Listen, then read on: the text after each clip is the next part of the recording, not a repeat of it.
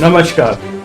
हमारे यहाँ पर कंपनी लॉ के मुताबिक कोई भी प्राइवेट लिमिटेड कंपनी हो या पब्लिक लिमिटेड कंपनी हो, उसमें डायरेक्टर्स का होना आवश्यक है, क्योंकि डायरेक्टर्स ही रिस्पॉन्सिबल होते हैं उस कंपनी को चलाने के लिए।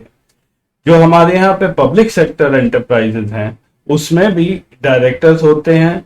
एक गवर्नमेंट की तरफ से एक गवर्नमेंट नॉमिनी डायरेक्टर होता है, और इसके अलावा एक टर्म होती है इंडिपेंडेंट डायरेक्टर्स। तो इंडिपेंडेंट डायरेक्टर्स भी सरकार वहां पर नियुक्त करती है। जितना बड़ा उपक्रम होता है, उतने ही डायरेक्टर्स की संख्या बढ़ती जाती है। इंडिपेंडेंट डायरेक्टर्स की पोजीशन का हमेशा से मिसयूज सरकारें करती आ रही हैं। ये कोई नई बात नहीं है। ये पॉलिटिकल अपॉइंटीज होते हैं जो वहां पे नियुक्त हो जाते हैं, और वहां पर वैल्यू ऐड के नाम पर उनका नील कंट्रीब्यूशन होता है। अभी हाल ही में मैंने ये वाली एक रिपोर्ट इंटरनेट पर देखी थी, जो कि इंडियन एक्सप्रेस से है, जुलाई 2021 की report. How independent are independent directors of PSUs, half are from BJP. 172 independent directors Bharat सरकार नियुक्त करती है। उसमें से 98 डायरेक्टर्स जो PSU पर हैं, वो बीजेपी के पॉलिटिकल अपॉइंटीज हैं और बीजेपी से संबंध रखते हैं। ये लिस्ट बहुत लंबी है। इन्होंने इंडियन एक्सप्रेस ने RTI के जरिए ये निकाला था। इसमें बड़े बड़े सरकारी उपक्रम जैसे BHEL वगैरह, उनमें भी इंडियन ऑयल हुआ, इन सब में बीजेपी के कार्यकर्ता इनके इंडिपेंडेंट डायरेक्टर्स बने हुए हैं। Steel authority of India, gas authority of India, Hindustan petroleum, और अगर आप देखेंगे यहाँ पे जो लिस्टेड है, वो मेंबर जो हैं वो केरला बीजेपी से हैं। तो पावर ग्रिड, शिपिंग कॉरपोरेशन, ये लिस्ट बहुत लंबी है, तो यहाँ पर अवेलेबल है। क्योंकि समय बहुत कम है इस कार्यक्रम का, तो मैं सबको तो नहीं मैं दिखा सकता हूं। मैंने रैंडमली 5 नाम चुने हैं, जिनके बारे में मैं थोड़ा डिटेल आपको दिखाऊंगा। एक बार फिर से मैं रीइटरेट कर देता हूं कि ये प्रथा केवल बीजेपी के लिए ही लागू नहीं है। जब कांग्रेस सरकारें थी, वो भी ऐसे ही लोगों को अपॉइंट करती थी, और जो स्टेट गवर्नमेंट के PSUs हैं, वहां पे अपॉइंटीज का तो आप हाल ही मत पूछिए। UPA 2 के समय मनमोहन सिंह जी ने काफी कोशिश की कि इंडिपेंडेंट डायरेक्टर्स के अपॉइंटमेंट को स्ट्रीमलाइन किया जाए और इसके मिसयूज को रोका जाए। 2012 में इंडिपेंडेंट डायरेक्टर्स के रोल्स एंड रिस्पॉन्सिबिलिटीज तय किए गए थे। इसमें से मैं आपको कई पॉइंट्स हैं, बट मैं सिर्फ आपको 1-2 पॉइंट्स ही बताऊंगा कि उनको क्या करना है। एक तो उनको सेपरेट मीटिंग करनी है, और non official directors shall hold at least 1 meeting a year without attendance of functional and government director. तो एक तरह से वॉचडॉग की तरह उन्हें काम करना है। और दूसरा, एक उसमें मीटिंग में क्या करना है, उनको रिव्यू करना है डायरेक्टर्स को, और review the performance of chairperson of the company, taking into account the views of all directors. तो ये एक मेजर काम है जो कि इंडिपेंडेंट डायरेक्टर्स को करना है। अब जो मैं नाम मैंने जो सेलेक्ट किए हैं, वो आप खुद ही देख लीजिए कि ये जो लिस्ट ऑफ एक्टिविटीज हैं, क्या वो कर पाएंगे, क्या वो उस PSU के चेयरमैन का ऑडिट कर पाएंगे या डायरेक्टर्स की परफॉर्मेंस रिव्यू कर पाएंगे। तो सबसे पहले मैं आपको दिखाता हूं इंजीनियर्स इंडिया लिमिटेड की वेबसाइट। इंजीनियर्स इंडिया लिमिटेड एक नवरत्ना PSU है और ऑयल एंड गैस सेक्टर से संबंध रखती है। ये लोग कंस्ट्रक्ट करते हैं refineries, gas pipelines, oil pipelines इत्यादि। ये हमारे देश की एक प्रीमियम पब्लिक सेक्टर अंडरटेकिंग है। तो यहाँ पर इनके CMD के डिटेल्स हैं, फिर नॉन एग्जीक्यूटिव डायरेक्टर्स हैं, और फिर इंडिपेंडेंट डायरेक्टर्स हैं। तो इसमें से जिन का मैं जिक्र करूंगा वो हैं श्री दीपक मास्की, जो कि एक इंडिपेंडेंट डायरेक्टर हैं।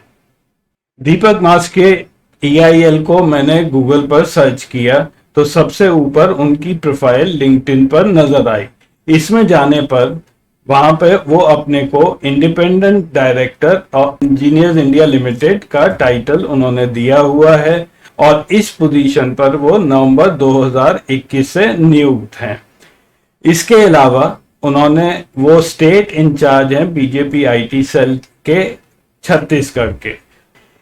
इसके अलावा वो अपने को ओनर बताते हैं मस्की एग्रो फार्म्स के, जनवरी 1996 से पिछले 26 साल से। वो एमएससी केमिस्ट्री में हैं रायपुर से, साइंस कॉलेज से। अब कहीं भी उनका petrochemicals, construction, high tech, oil pipeline, इसमें इनका कोई भी एक्सपीरियंस यहाँ पे तो जिक्र किया नहीं है। तो इसके बाद मैंने वो कंपनी नेम को गूगल पर सर्च किया, मस्की एग्रो फार्म्स। तो यहाँ पर ये 2-3 लिस्टिंग आई एक्सपोर्ट्स इंडिया में और इंडिया मार्ट में। एक्सपोर्ट्स इंडिया में भी ये कंपनी लिस्टेड है as a manufacturer, exporter, supplier. India mart पर ये दीपक मस्की एग्रो फार्म्स के नाम से लिस्टेड हैं और यहाँ पे ये बताते हैं कि इनका मेन बिजनेस जो है वो केले के पौध बना के ये बेचते हैं। तो 2 चीजें मैं और चेक करूंगा, इनका डिन नंबर, डायरेक्टर आइडेंटिफिकेशन नंबर और कंपनी का रजिस्ट्रेशन डिटेल्स। ये ईआईएल के इंडिपेंडेंट डायरेक्टर हैं, इनका रजिस्ट्रेशन एमसीए साइट पर है और इनका डिन नंबर यानी कि डायरेक्टर आइडेंटिफिकेशन नंबर भी वहां पर लिस्टेड है। लेकिन जब इनका कंपनी का मैंने सर्च किया एमसीए साइट पर, मस्की एग्रो फार्म्स या दीपक मस्की एग्रो फार्म्स, तो वहां पर इस कंपनी के कोई भी डिटेल्स नहीं आए हैं और ना ही श्री दीपक मस्की का कहीं और किसी और कंपनी से कोई भी एज अ डायरेक्टर कहीं पे इनका कोई नाता नहीं है अकॉर्डिंग टू एमसीए साइट। अब इनकी कंपनी है या नहीं है, क्या चला रहे, बिक रहा है, जीएसटी भर रहे, नहीं भर रहे, ये कुछ भी क्लियर नहीं है। अब मैं बात करूंगा कॉटन कॉर्पोरेशन ऑफ इंडिया की। 2017 के आसपास का ड्यूरेशन है और यहां देखिए इनके यहाँ इंडिपेंडेंट डायरेक्टर कौन कौन है। कॉटन कॉर्पोरेशन ऑफ इंडिया एक तरह से प्रोक्योरमेंट एजेंसी है देश में कॉटन की। वो फार्मर से कॉटन खरीद के और फिर मिल्स को आगे सप्लाई करती है। ये कंपनी ठीक ठाक चल रही है, एक प्रॉफिट मेकिंग कंपनी है, एक्सेप्ट के 2001 के आसपास लॉस में गई थी, बट उसके बाद से ये कंटिन्यूसली मुनाफे में है। अब इनके डायरेक्टर्स अगर आप देखेंगे यहाँ पर, तो ये 2 नाम एकदम चौंका देने वाले मेरे को लगे। एक है मिस ग्रेस पिंटो और दूसरे हैं रजिका टी कचेरिया। तो ग्रेस पिंटो मैनेजिंग डायरेक्टर थी Ryan international group of institutions का, जिनके खिलाफ आई थिंक 2016 या 17 के शुरू में एक मनी लॉन्ड्रिंग का केस बना था और ये कुछ दिन न्यूज में बहुत जमकर ये रायन इंटरनेशनल की बात होती रही और ये भी था कि ओनर्स का पता नहीं है, वो मिल नहीं रहे हैं। थोड़े दिन बाद ही ग्रेस पिंटो ने बीजेपी ज्वाइन कर ली और उसी के तुरंत बाद ये कॉटन कॉर्पोरेशन ऑफ इंडिया में इंडिपेंडेंट डायरेक्टर बनी। दूसरा नाम जो है वो है रजिका कचेरिया का। तो ये आप उनके ट्विटर हैंडल का मैंने स्क्रीनशॉट लिया है। ये कहती हैं कि 150 कैरेक्टर में मैं अपने आप को यहाँ पर बता नहीं सकती हूँ कि मैं कौन हूँ, कि मैं इतनी ब्लेस्ड हूँ कि प्रधानमंत्री मोदी जी मेरे को फॉलो करते हैं। और एमसीए साइट से इन दोनों के डायरेक्टरशिप के डिटेल्स। रजिका तपन भाई कचेरिया कॉटन कॉर्पोरेशन में रही हैं 2 फरवरी 2017 से लेकर 1 फरवरी 2020 तक, लगभग 3 साल। इसके अलावा रजिका कचेरिया जी मालिक हैं या डायरेक्टर हैं Rajika Kacheria beauty and fitness refinery private limited. इसको हम सर्च करते हैं गूगल पर।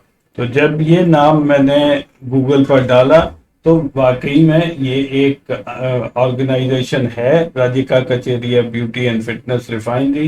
ये नवरंगपुरा अहमदाबाद में है और इसमें वो लिस्टेड है डॉक्टर रजिका कचेरिया के नाम से।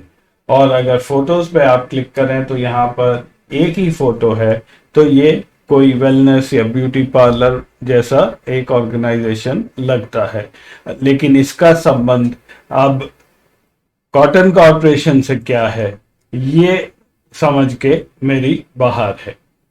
और ग्रेस पिंटो भी, जैसा मैंने आपको बताया, वो कॉटन कॉरपोरेशन की इंडिपेंडेंट डायरेक्टर थी, वो भी करीब 3 साल रही, और ल्यूमिनिक इंफ्रा प्राइवेट लिमिटेड की पिछले 4 साल से वो डायरेक्टर हैं।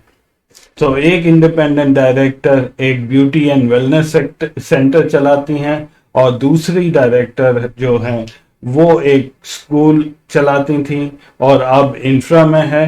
इन दोनों का कॉटन से कोई संबंध नहीं है। तीसरे नंबर पर मैं बात करूंगा एक और महिला की, श्रीमती आसिफा खान।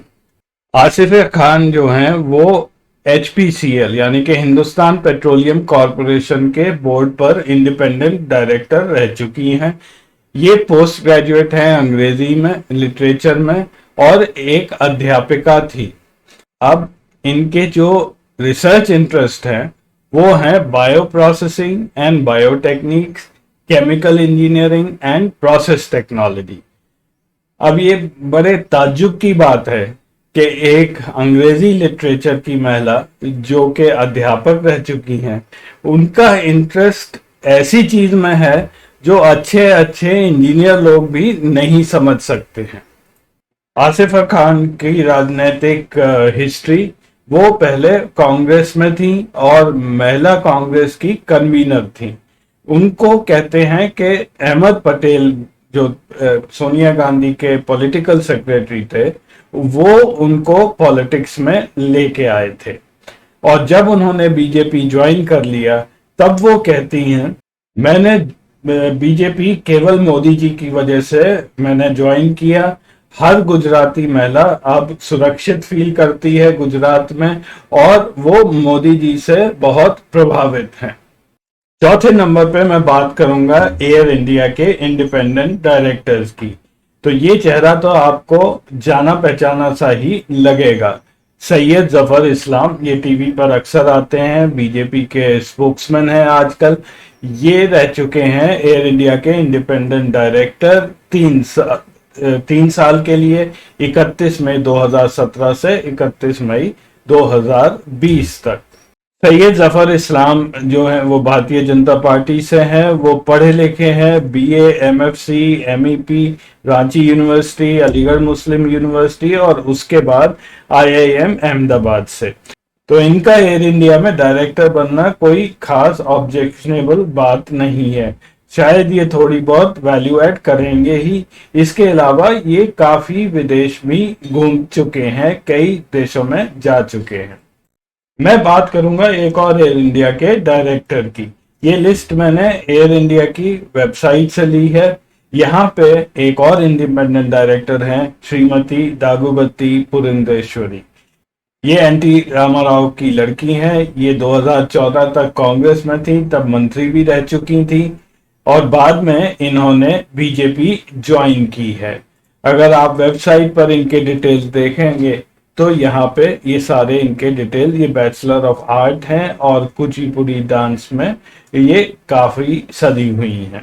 बीजेपी ज्वाइन करने के बाद ये चुनाव नहीं जीत पाई थी, इनको बीजेपी का जनरल सेक्रेटरी बना दिया गया, और साथ में ही कुछ साल बाद इनको एयर इंडिया में डायरेक्टर बना दिया गया। अब एक BA और कुचिपुड़ी डांसर और NT रामाराव, यही इनकी बस एक खासियत है। ये क्या वैल्यू ऐड किया इन्होंने एयर इंडिया के बोर्ड पर, ये एक क्वेश्चन मार्क है। और अंत में मैं बात करूंगा एक बहुत ही जाने मानी पर्सनैलिटी की। इनको कौन नहीं जानता है, ये है संबित पात्रा जी।